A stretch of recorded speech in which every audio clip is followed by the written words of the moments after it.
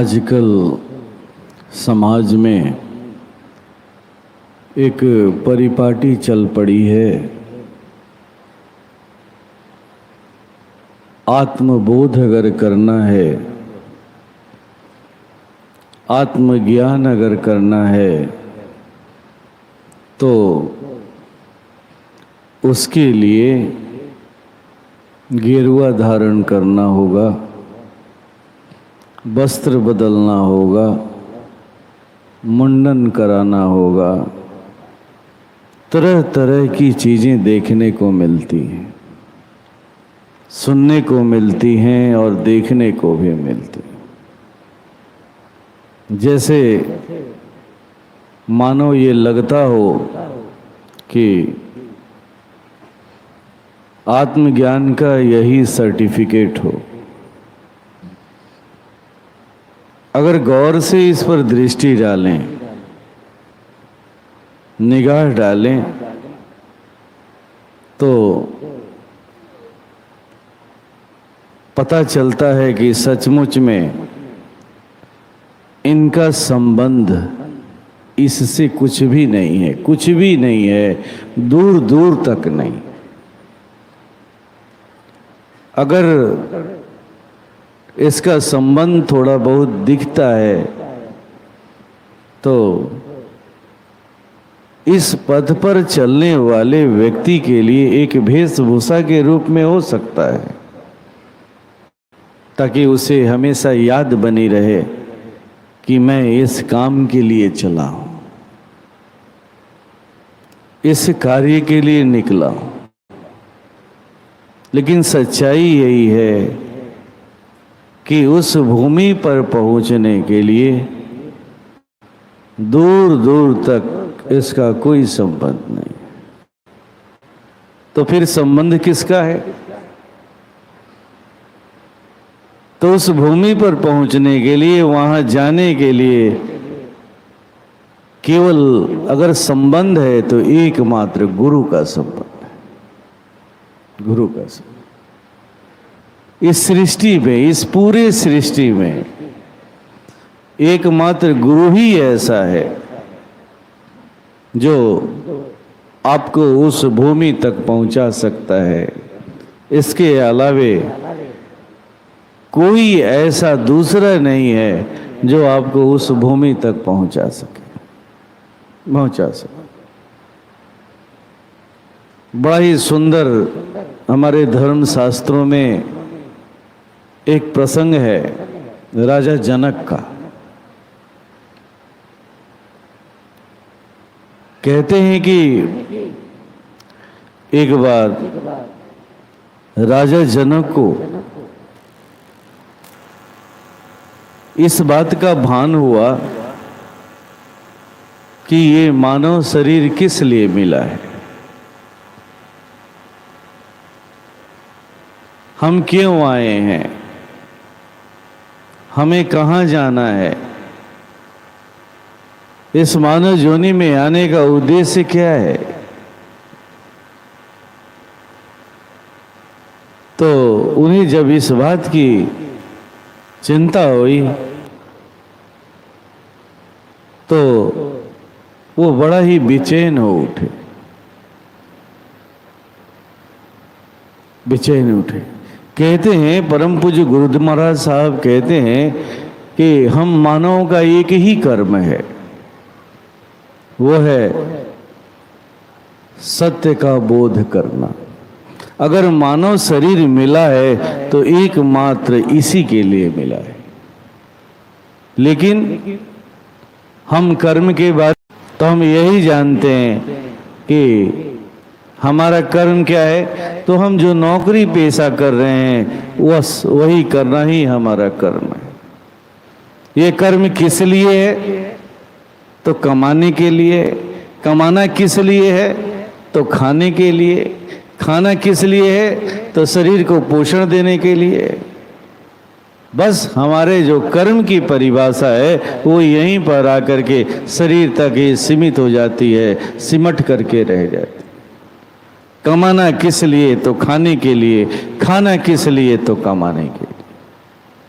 और थोड़ा सा आगे विकसित होते हैं तो कमाना किस लिए? तो नाती पोतों के लिए, उनके पोषण के लिए। बस यहीं पर आकर ये कर्म की परिभाषा हम लोगों की समाप्त हो जाती है। परम पूज्य गुरुदेव कहते हैं कि ये कर्म नहीं है, ये एक कर्म नहीं है। इस कर्म को तो एक पशु भी करता है, वो भी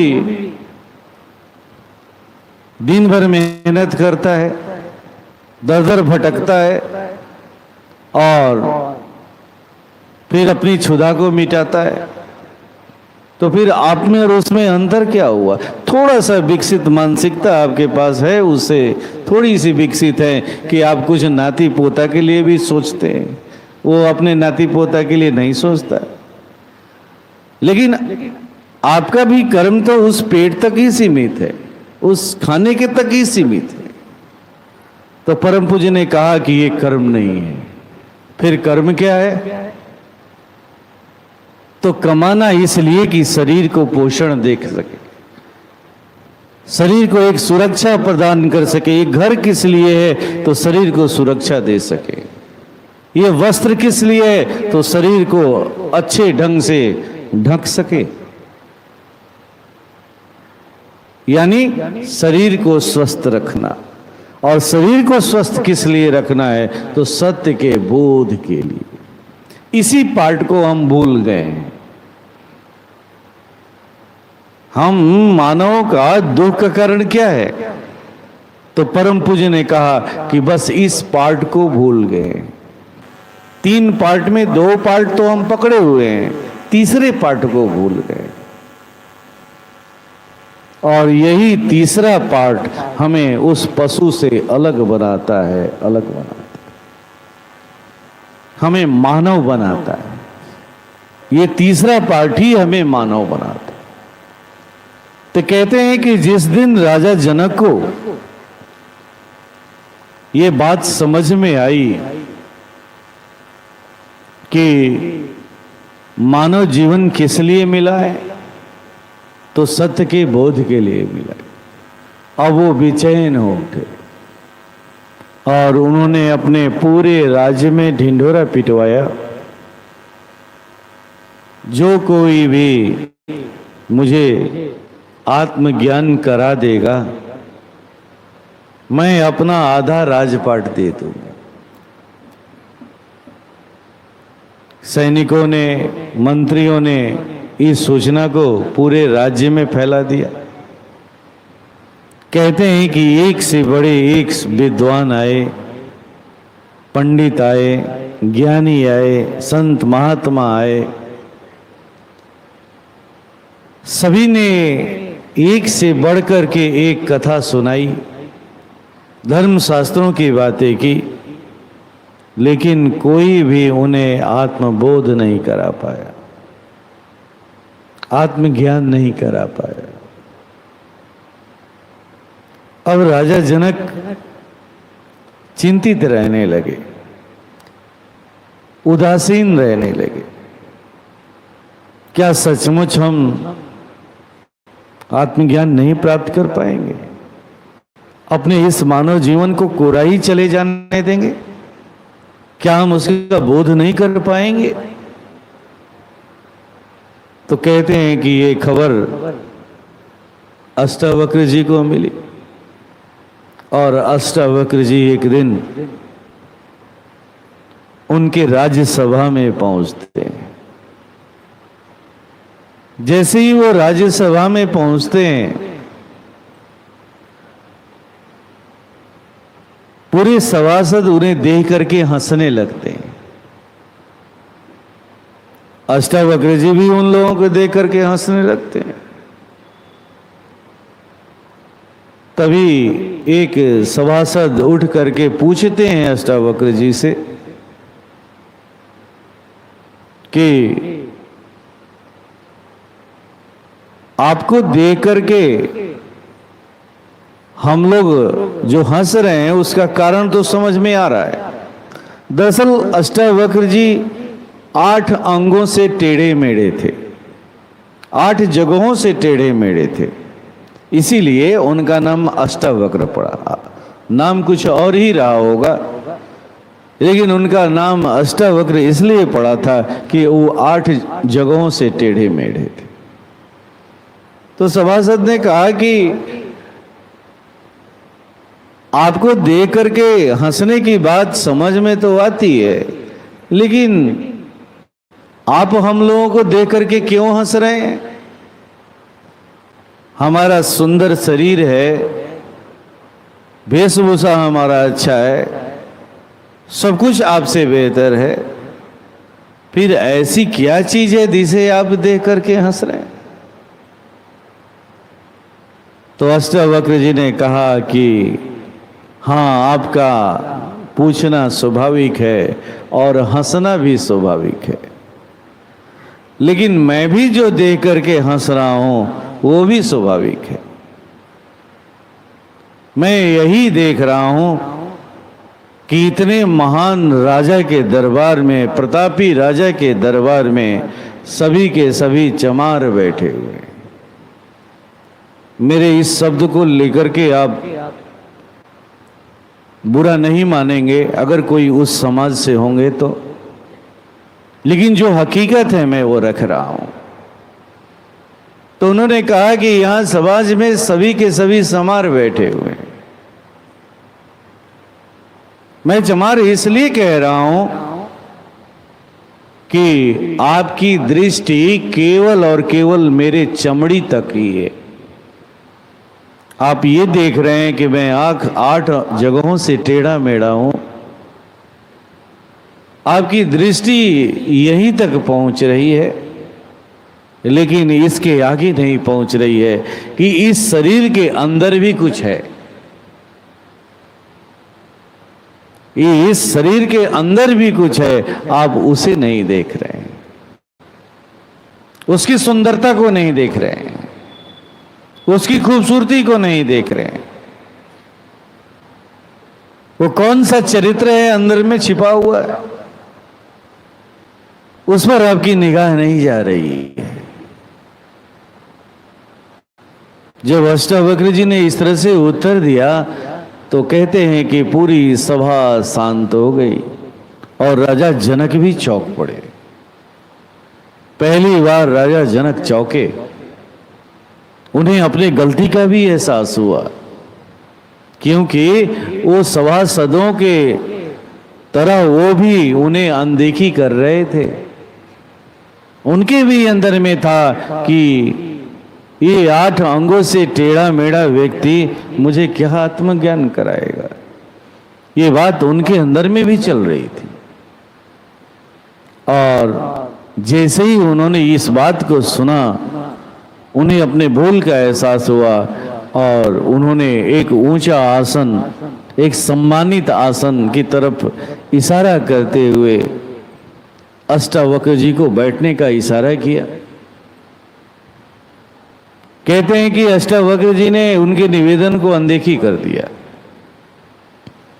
और राजा जनक से पूछा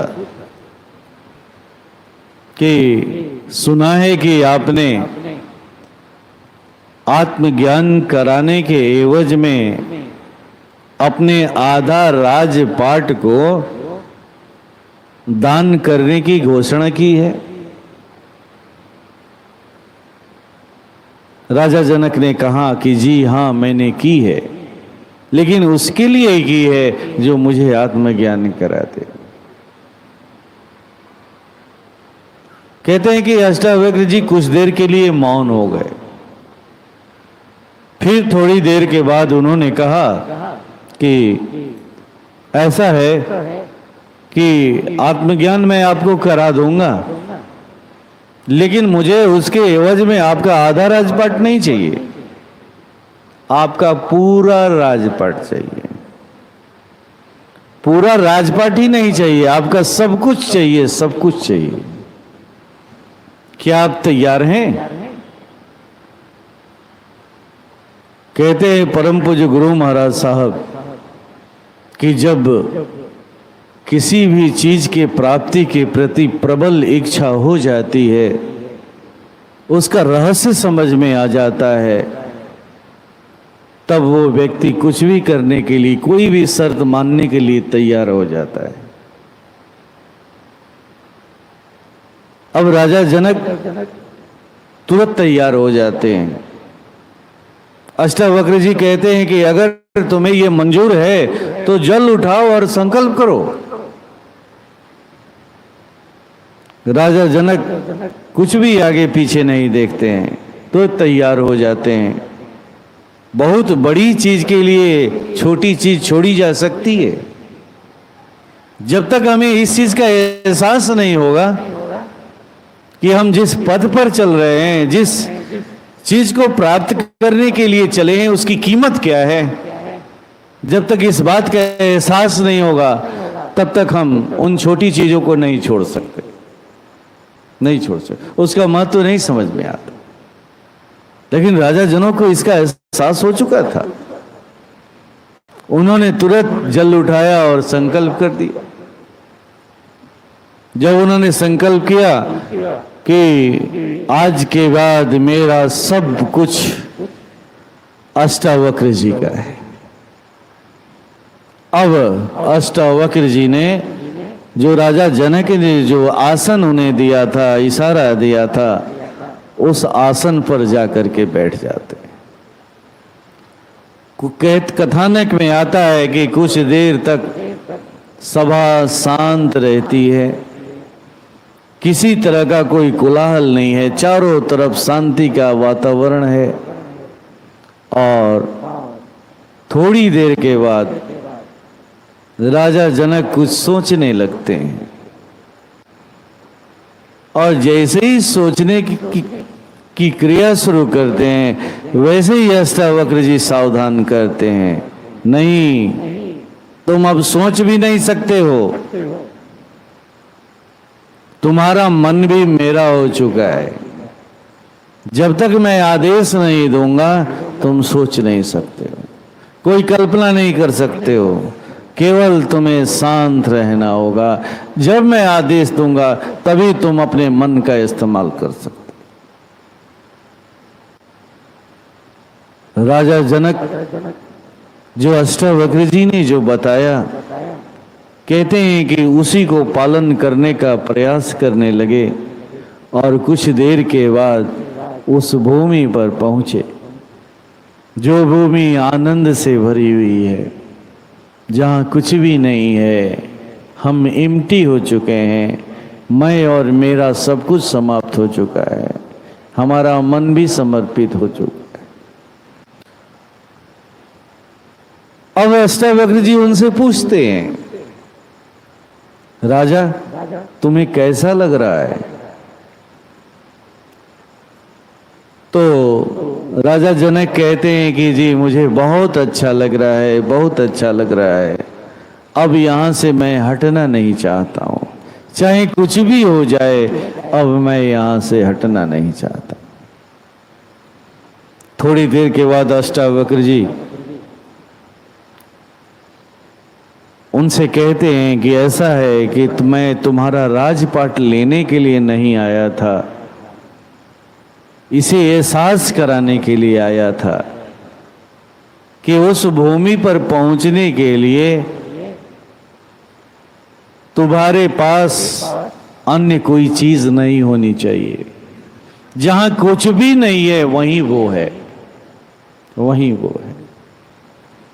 तुम अपने राज्यपाट को अपने पास रखो, राज्य की सेवा करो। बस कथानक में यहीं तक कहा जाता है, बताया जाता है। कथावाचक लोग इस प्रसंग को बहुत ही रोचक बना करके रखते हैं और यहीं पर इसे समाप्त कर देते हैं। आइए थोड़ा सा इस कथा पर गहन विचार करते हैं। क्या सचमुच केवल और केवल संकल्प मात्र ले लेने से हमारे विचार तिरोहित हो जाएंगे, समाप्त हो जाएंगे? या समाप्त हो जाते हैं, क्योंकि हमें यहीं तक बताया जाता है, इसके आगे की चीज नहीं बताई जाती है, इसकी आगे की चीज नहीं बताई जाती है कि अष्टावक्र जी ने राजा जनक को ऐसी क्या चीज दी थी कि वो उस भूमि पर पहुंच गए। हमारे ब्राह्मण लोग क्षमा करेंगे, बुरा नहीं मानेंगे, या अन्य लोग कथावाचक लोग इस बात को बड़ी आसानी से कह देते हैं कि बस संकल्प कर लीजिए, ये हो जाएगा। क्या संकल्प कर लेने मात्र से हमारे विचार समाप्त हो जाएंगे? विचार समाप्त, ये विचार आज के नहीं हैं। बहुत सारे विचार हैं जो जुगों जुगों के हैं, जन्मों जन्मों के हैं। परम पूज्य गुरु महाराज साहब कहते हैं कि एक दिन में 60,000 विचारों के शिकार हम होते हैं, जिसमें 10% नए विचार होते हैं और 90% पुराने विचार होते हैं। ठीक है, आप नए विचारों पर कुछ सजगता बरत करके लगाम लगा सकते हैं, अपनी रहनी सहनी ठीक करके उन्हें कुछ मिनिमाइज कर सकते हैं, लेकिन उन विचारों का क्या होगा जो जुगों जुगों से, जन्मों जन्मों से, जो आपके चित्त में अपना बसेरा बना चुके हैं, अब उसके अनुसार आपकी रहनी सहनी बन गई है, वो आपके अंदर में एक मूल का निर्माण कर चुके हैं। आपका सोचना, आपका उठना, आपका बैठना, आपका बोल चाल, आपकी भाषा, सब कुछ उन विचारों के अनुसार हो चुकी है। तो क्या वो विचार केवल और केवल संकल्प ले लेने मात्र से दूर हो जाएंगे? संकल्प का मतलब क्या होता है? एक निर्णय, हमने ऐसा करने का निर्णय लिया है। अगर संकल्प का मतलब होता है तो केवल और केवल यही होता है, लेकिन वो संकल्प सिद्ध कैसे होगा, इसकी बात नहीं बताई जाती है, नहीं बताई जाती है। इसकी बात अगर कोई बताता है तो एकमात्र गुरु ही बताता है, गुरु ही बताता है। जो अष्टावक्र जी ने राजा जनक को बताई थी, जिस बात को गौण कर दिया जाता है, हमारे सामने रखा नहीं जाता है, या फिर वो जानते नहीं हैं, अबोध हैं, सुनी सुनाई रटी रटाई चीजों को बड़ी आसानी से हमारे सामने रख देते हैं। यही है वो प्रविधि, वो क्रिया जिसका अभी हम सबों ने अभ्यास किया। यही है वो प्रविधि, वो क्रिया जो हमें हमारे उन विचारों से मुक्त करा सकती है। विचारों का खेल बड़ा ही अजूबा है। एक छोटा सा और प्रसंग मैं रखूंगा तो बड़ा ही आपको समझ में आ जाएगा कि इन विचारों का खेल कैसा है। एक बार मृत्युलोक में एक पति पत्नी के बीच रोज झगड़ा हुआ करता था, रोज लड़ाई, गाली गलौज, मारपीट हुआ करता था। कहते हैं कि आकाश मार्ग से कुछ देवता लोग गुजर रहे थे। उन्होंने सोचा था कि थोड़ा सा चला जाए, मृत्युलोक का भ्रमण कर लिया जाए, मृत्युलोक को देख लिया जाए। सुनते हैं कि बड़ा ही सुंदर लोक है, वहां कर्म करने की सुविधा है। और वो आकाश मार्ग से गुजर रहे थे, तभी एक जगह पर हो हल्ला होते हुए उन्होंने देखा। रोज लड़ाई हो रही है, रोज झगड़ा हो रहा था वहां। जब उनकी दृष्टि पड़ी तो वहां वो उतर गए, पता लगाने लगे कि आखिर बात क्या है। तो उन्होंने एक दृश्य देखा कि एक पत्नी अपने पति की पिटाई कर रही। पति बड़ा ही दर्द से बिलबिला रहा है, रो रहा है, चीख रहा है। तो देवताओं ने उस व्यक्ति को अलग किनारे करते हुए कहा कि ऐसा है कि तुम्हारा कष्ट दुख हमको देखा नहीं जा रहा है, चलो थोड़ा सा तुम्हें हम स्वर्ग की भूमि पर ले चलते हैं, वहीं तुम्हें रखते हैं, वहां बड़ा ही आनंद है, कोई विवाद नहीं है, कोई झगड़ा नहीं है, बड़ी शांति है।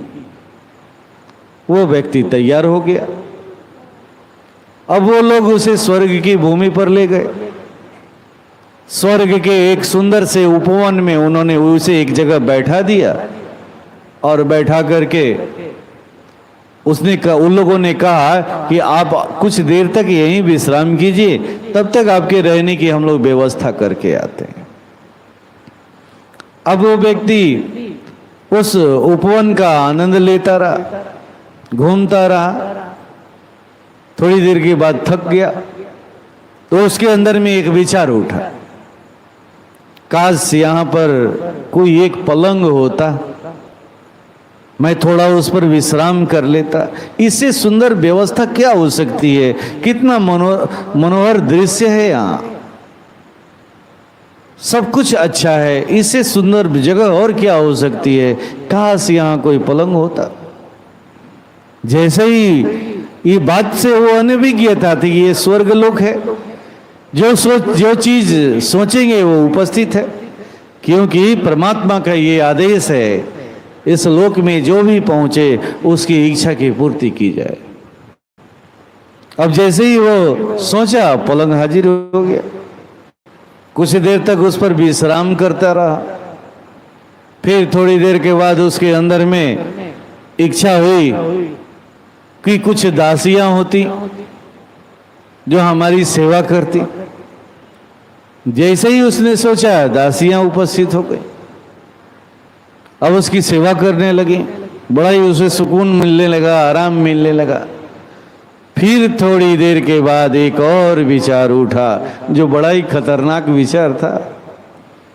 विचार यही उठा कि अगर मेरी पत्नी मुझे पर स्त्रियों से सेवा कराते हुए देख लेती तो मेरी पिटाई जरूर करती।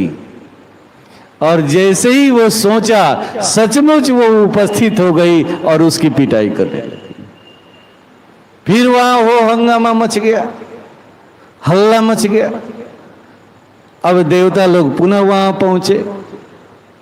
बात उन्हें समझते देर नहीं लगी और उन्होंने फटकारते हुए कहा, अरे मूर्ख, ये स्वर्ग लोक तुम्हारे लायक नहीं है। इस स्वर्ग में वही रह सकता है, इसका आनंद वही ले सकता है जिसने अपने विचारों को जुदा कर दिया हो, जुदा कर दिया। तो इस प्रसंग को रखने का मकसद यही था, इस बात को बताना कि अगर आपके पास आपके विचार ही आपके भवसागर हैं। भवसागर कोई दूसरा नहीं है, आपके विचार ही आपके भवसागर हैं। जिस भवसागर के बारे में बहुत बड़ी बड़ी बातें कही जाती हैं, हम सोचते हैं कि बहुत बड़ा कोई जलाशय होगा, कोई नदी होगी जिसे पार करना होगा और हम पार नहीं कर सकते। सबसे बड़ा अगर भवसागर है तो आपके विचार।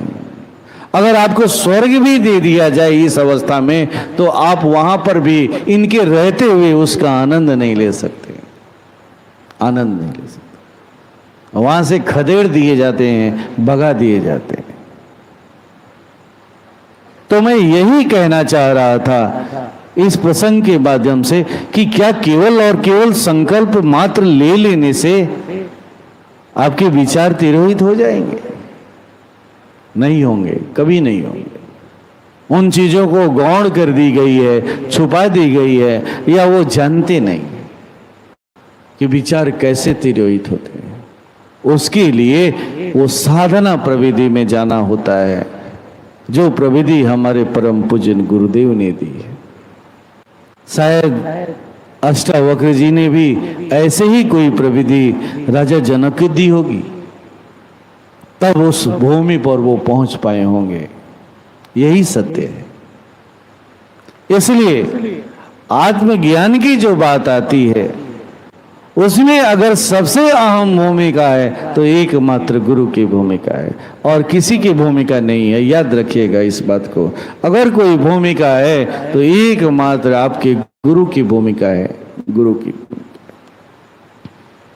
कबीर साहब बड़ा ही सुंदर तरीके से कहते हैं, भव सागर जल बीस भरा है, मन नहीं बांधे धीर, सबल स्नेही गुरु मिला, उतरा पार कबीर। कहते हैं कि ये भवसागर जो है ना कैसा है, तो 20 के समान है, 20 के समान। इसमें उतरते नहीं बनता है। लेकिन जैसे ही मेरे जीवन में एक गुरु का आगमन हुआ, मैं अब रोज इसमें उतरता हूं,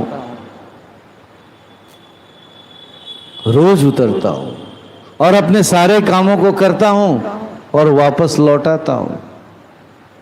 मैं फंसता नहीं हूं, मैं डूबता नहीं हूं, डूबता नहीं। उन्होंने बड़ी स्पष्ट तरीके से कहा कि भव सागर जल बीस भरा है, मन नहीं बांधे धीर, सबल स्नेही गुरु मिला, उतरा पर। उन्होंने 2 बातें और भी अहम रूप से कही हैं, जो समझने लायक हैं, हम सबों को जानने लायक हैं। वो बातें क्या हैं? सबल और स्नेही। हम इस पर दृष्टि नहीं डालते हैं, ध्यान नहीं देते हैं। क्या कहा कि सबल स्नेही गुरु मिला। दोनों के बड़े गहरे अर्थ हैं। सबल का मतलब समर्थ गुरु से है, एक सदगुरु से है, और दूसरा शर्त है स्नेही होना चाहिए। गुरु समर्थ हो, गुरु क्षमतावान हो, ताकतवर हो, और आपके उनके प्रति स्नेह ना हो, आपकी श्रद्धा ना हो, तो भी आपका काम नहीं बनने वाला है। याद रखिएगा इस बात को। 1% भी आपका काम नहीं बनने वाला है। केवल कोरम पूरा करने के लिए वो गुरु आपके जीवन में रह जाएंगे। आप समाज में लोगों को ठगेंगे, भंजाएंगे कि मैं फला गुरु का शिष्य हूं, इसके सिवा कुछ नहीं कर पाएंगे। कुछ नहीं मिलने को है, कुछ नहीं मिलने को है। केवल समाज को ठग पाएंगे उस गुरु के नाम पर। यहां एक दूसरा शर्त भी है, उसे पालन करना होगा। सबल स्नेही सदगुरु भी हो और साथ ही साथ वो हमारा प्रिय भी हो, उसके प्रति अटूट श्रद्धा हो, अटूट विश्वास हो, तब जाकर के वो क्रिया सिद्ध हो पाती है। जिस क्रिया को हम निरंतर करते हैं ना, ये वही क्रिया है। और इसमें जब तक ये 2 शर्तें पालन नहीं होंगी गुरु के प्रति, तब तक ये क्रिया सिद्ध नहीं होने वाली। याद रखिएगा, ये क्रिया तभी सिद्ध होगी जब ये 2 शर्तों को आप पालन करें। एक शर्त तो पालित अब स्वतः ही पालन हो रहा है, हमारे गुरु समर्थ हैं, इसमें कोई संदेह नहीं है। लेकिन उस गुरु के प्रति दूसरा जो शर्त है वो हमारे बस में है, हमें उसको पालन करना होगा। उनके प्रति विशेष श्रद्धा रखनी होगी, विशेष भाव रखना होगा, विशेष भाव, तब जाकर के वो क्रिया सिद्ध हो पाएगी। तो कहते हैं कि राजा जनक को तभी वो उस भूमि पर पहुंच पाए। आत्मज्ञान, यही है आत्मज्ञान की भूमि पर पहुंचने का शर्त। अब आते हैं एक और विषय की तरफ। हम रोज सत्संगों में इसकी चर्चा करते हैं, निज को जानना है। निज को जानना है। क्या हमने कभी इस पर मनन किया है? निज को जानने का मतलब क्या होता है? स्वयं को जानना। बड़ी आसानी से कह देते हैं कि स्वयं को जानना है। तो ये जानने वाला कौन है? किसे जानना है? ये जानने वाला, क्योंकि आत्मा के अंदर में कोई क्यूरियोसिटी नहीं है किसी को जानने की, न समझने की, क्योंकि वो पूर्ण है। वो पूर्ण है, और जहां पूर्णता होती है वहां कोई इच्छा और कामना नहीं होती है। किसी को जानने की और किसी को समझने की। तो उसके अंदर में कोई क्यूरियोसिटी नहीं है। तो फिर ये जानने वाला कौन है और किसे जानना है? तो जानने वाला आपका मैं है। और जानना किसे है? स्वयं को, उसे अपने आप को ही जानना है। उस मैं को जानना है जो मैं काम के द्वारा बना हुआ है, क्रोध के द्वारा बना हुआ है, लोभ के द्वारा बना हुआ है, मोह के द्वारा बना हुआ है, मद के द्वारा बना हुआ है। जिस मैंने अपनी हस्ती को काम से निर्मित किया है, क्रोध से निर्मित किया है, लोभ से निर्मित किया है, मोह से निर्मित किया है और मद से निर्मित, अपनी इसी हस्ती को जानना है। परम पूज्य गुरुदेव कहते हैं ना कि मिटा दो अपनी हस्ती को, अगर कुछ मर्तबा चाहो कि दाना खा के में मिलकर गुले गुलजार होता है। यहाँ हस्ती को मिटा देने का मतलब जला देना नहीं है, हस्ती को रूपांतरण करना है। किसमें? तो जैसे एक बीज का दाना जब मिट्टी में पड़ता है, जब उसकी हस्ती मिलती है तो पूरी तरह से मिटता नहीं है, उसका रूपांतरण होता है एक वृक्ष के रूप में। ठीक वैसे ही आपके मैं का ही रूपांतरण होता है, वही मैं ही आत्मस्वरूप होता है, उसी का रूपांतरण हो जाता है। तो परम पूज्य ने उसके रूपांतरण के लिए क्या शर्त लगाया? तो उन्होंने कहा कि जो हस्ती काम से बनी है, जो हस्ती क्रोध से बनी है, जो हस्ती मोह से बनी है, जो हस्ती मद से बनी है, उस हस्ती को मिटा दो और एक नई हस्ती कायम करो। किसकी? तो सत्य की, अहिंसा की, अस्तेय की, अपरिग्रह की और ब्रह्मचर्य। उस अपने मैं को इनका साथ पकड़ा दो, और जैसे ही इनका साथ पकड़ा दोगे आपके उस मैं का रूपांतरण हो जाएगा, वही आत्मस्वरूप हो जाएगा, वही आत्मस्वरूप हो जाएगा, वही आत्मस्वरूप। तो यही है वो साधना, वो क्रिया जो हमें हमारे परम आराध्य ने दी, जो राजा जनक को उनके गुरु ने दी। इसीलिए गुरु महान है। ये परिवर्तन, ये रूपांतरण अगर कोई करा सकता है तो वो गुरु ही करा सकता है, वरना इस सृष्टि में कोई ऐसा नहीं है जो इस रूपांतरण को करा सके। आपके मैं का रूपांतरण, मैं का ही रूपांतरण होकर के वो आत्मस्वरूप हो जाता है, उसी को वो बोध होता है, उसी का ये परिवर्तन होता है। और यही है, इसी परिवर्तन को परम पूज्य गुरु महाराज साहब अक्सर कहा करते थे, यही है रासायनिक परिवर्तन। गुरु रासायनिक परिवर्तन कराना जानता है। जब एक बार परिवर्तन हो जाता है, उसका बोध हो जाता है, तो फिर कुछ रह नहीं जाता। ऐसे महान प्रभु की सभा में बैठे हुए हैं, गुरु की सभा में बैठे हुए हैं, जिनकी यहाँ पूर्ण उपस्थिति है। ऐसे प्रभु से प्रार्थना है कि हे प्रभु, हम सब आपको क्या दे सकते हैं, हमारी क्या क्षमता है जो हम आपको लेकर के आपके लिए उपस्थित हो। हे प्रभु, आपके समक्ष कुछ नैवेद्य सामग्री लेकर के हम सब उपस्थित हुए हैं। ये आपकी दी हुई वस्तु है, उसे ही लेकर के हम आपके सामने उपस्थित हुए हैं। आइए प्रभु से प्रार्थना करते हैं कि प्रभु आप इसे स्वीकार करें तथा हम सबों पर दया करें। प्रभु कृपा करें, ऐसी कृपा करें प्रभु कि आपने जो हमें मार्ग दिया है, हमें रास्ता दिया है। हम तो संसार की चकाचौंध में न जाने कहाँ पड़े हुए थे,